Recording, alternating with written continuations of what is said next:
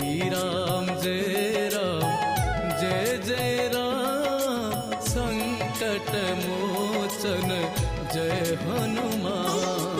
श्री राम जय राम संकट मोचन जय हनुमान।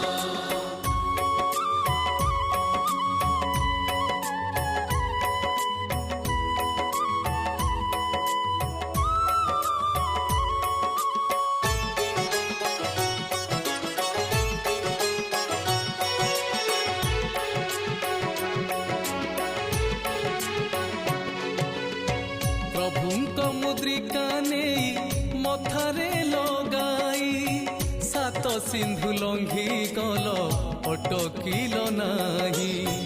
जेमिति कठिन कष्ट काम आसु पछे